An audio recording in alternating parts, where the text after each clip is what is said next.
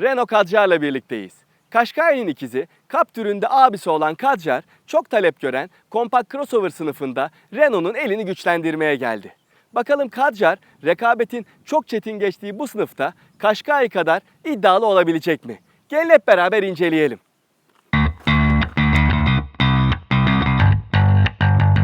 Kadjar ilk bakışta hormonlu bir Clio gibi görünüyor. Bunda en etkili tasarım detaylarının arkaya doğru yükselen kaslı omuz çizgisi ve kapıların altındaki plastik aksamları olduğunu söyleyebilirim. Her ne kadar Qashqai ile aynı altyapıyı paylaşıyor olsa da Kadjar önden bakıldığında aynı genleri taşıdığı rakibinden çok daha farklı bir duruşa sahip. Kadjar'ın arkası ise iki parçadan oluşan girintili stop lambalarıyla son derece havalı görünmeyi başarıyor. 3 boyutlu efekti verilmiş jantlarsa bence son derece şık.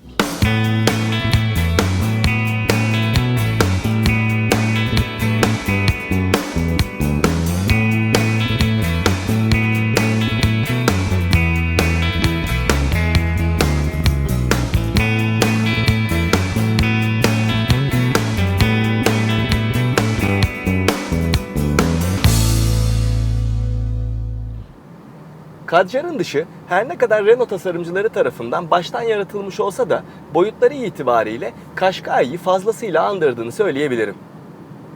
İç mekanda da benzer bir durum söz konusu, ancak aynı kanı taşıdıklarını sadece klima kumandalarından ve kapı döşemelerinden anlayabiliyorsunuz. Onun haricinde kokpit bambaşka bir tasarım diliyle şekillendirilmiş. Öncelikle Kadjar'da kontağı çevirir çevirmez sizi tamamen dijital bir gösterge tablosu karşılıyor. 4 farklı görünüme sahip bu gösterge tablosunu zevkinize göre seçebiliyorsunuz. Yeni tasarım direksiyon simidi ele iyi oturuyor. Üzerindeki ve arkasındaki düğmelerin kullanımı kolay. R-Link'in ikinci neslinin kullanıldığı dokunmatik ekranın da kullanımı kolay, hassasiyeti de gayet iyi. Küçük eşyalarınız için vitesin önünde büyükçe bir alan, arkasındaysa 2 tane bardaklık var. Arkada yetişkinler için iyi diz ve tıpkı Qashqai'de olduğu gibi makul bir baş mesafesi sunulmuş. Opsiyonel olarak sunulan panoramik cam tavan iç mekanı çok ferah bir hale büründürüyor. Fakat şu an olduğu gibi çok güneşli havalarda bunu kapatıp kendinizi gölgede tutmak bence daha mantıklı. 472 litrelik bagaj Qashqai'den 42 litre daha fazla yükleme alanına sahip. Modüler yapısı sayesinde de eşyalarınızı ayrı ayrı bölümlere yerleştirebiliyorsunuz.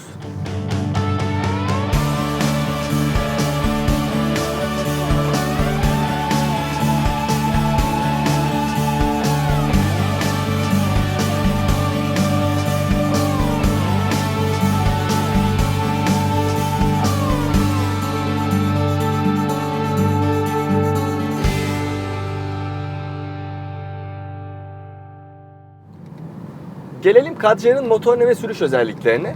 Kadjar ülkemize ikisi dizel, biri benzinli, toplam 3 farklı motor seçeneğiyle ithal ediliyor. Benim test ettiğim serinin tek 4 tekerlekten çekiş sistemine sahip 1.6 litrelik dizel motorlu versiyonu.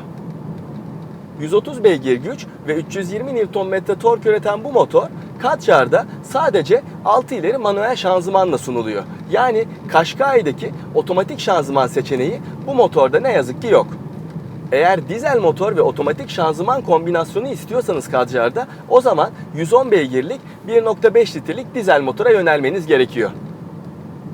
130 beygirlik motorun çekişi gayet iyi, beklentileri sonuna kadar karşılıyor. Tabii en alt devirlerde kalmadığınız sürece.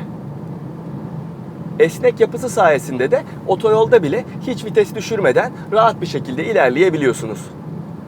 Çekiş sistemini vitesin arkasındaki bu yuvarlak düğme vasıtasıyla 2 çeker, 4 çeker otomatik ve 4 çeker kilitli olarak ayarlayabiliyorsunuz. Kadjar'ın sürüş konforu yüksek, otoyolda konforlu ve rahat bir şekilde ilerleyebiliyorsunuz. Şehir içinde ve bozuk zeminlerde de sınıfının beklentilerini karşılıyor. Ancak yerden alınan çok sert darbelerde arka aks bazen darbelere emmekte yetersiz kalabiliyor. Kadjar'ın sürüş dinamikleri de hiç fena sayılmaz. Yerden yüksek yapısına rağmen viraj performansı gayet iyi. Yani virajlarda herhangi bir tedirginlik yaşatmıyor. Elektrikli direksiyonun ağırlık dengesi iyi olsa da hisli olduğunu söylemem zor. Kadjar'da Birçok yeni güvenlik ekipmanı bulunuyor. Fakat bunların arasında benim en çok dikkatimi çeken yeni şerit takip asistanı oldu.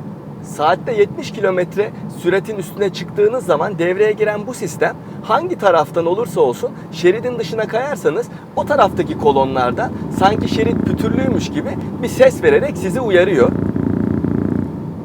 Başarılı bir şekilde çalışan bu sistem istediğiniz zaman devreden çıkarılabiliyor. Ama daha önemlisi bence standart donanımda sunuluyor olması. Yakıt tüketimi konusundaysa Kadjar bu motoru kullanan akrabalarıyla benzer değerlerde gezebiliyor.